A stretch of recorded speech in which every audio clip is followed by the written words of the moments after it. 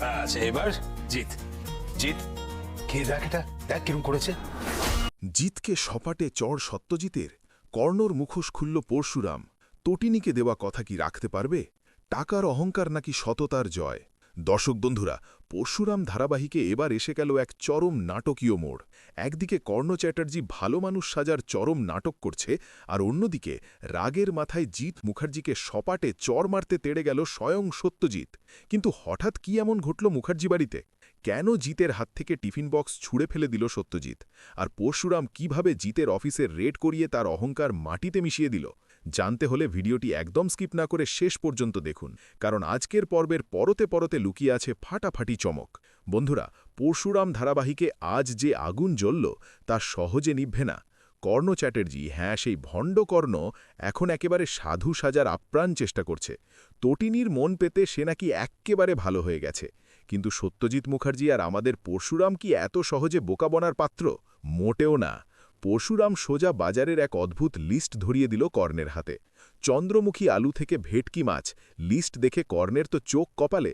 তটিনী কর্ণের এই ভণ্ডামি দেখে ভয় পেলেও বাবা সত্যজিৎ কিন্তু এই ইঁদুর বিড়াল খেলা বেশ মজা করেই উপভোগ করছে।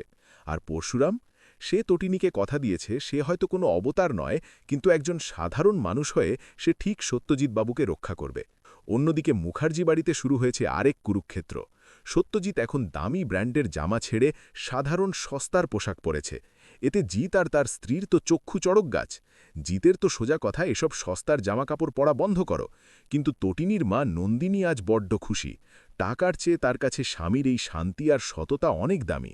জিত তখন তাদের খোঁটা দিয়ে বলে, 1 মাস মেয়ের বাড়িতে গিয়ে থাকো, তখন বুঝবে সাধারণ জীবনের কত কষ্ট। কিন্তু জিতের এই টাকার অহংকার বেশিক্ষণ টিকল না বন্ধুরা। হঠাৎ জিতের কাছে একটা ফোন আসে। তার অফিসে নাকি স্পেশাল ব্রাঞ্চের রেড হয়েছে।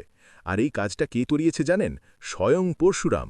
ফোনে জিতকে সোজা ওয়ার্নিং দিয়ে পরশুরাম বুঝিয়ে দিল, ফুলের বুকে ক্রিমিনাল পাঠালে ফল এমনই ভয়ঙ্কর হয়।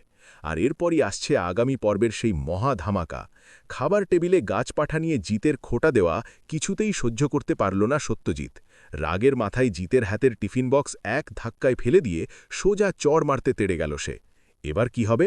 আগামী পর্বে আমরা দেখতে পারি সত্যজিৎ কি সত্যিই জিতকে চড় মারবে, নাকি পরিবারের অন্য কেউ তাকে আটকাবে। অফিসে রেডের পর জিত হয়তো পরশুরামের বিরুদ্ধে কোনো বড় চক্রান্তের ফাঁদ বাঁধবে। অন্যদিকে কর্ণ চ্যাটার্জি তার এই ভালো মানুষ সাজার নাটকের আড়ালে তটিনী বা পরশুরামের বড় কোনো ক্ষতি করার পরিকল্পনা করতে পারে।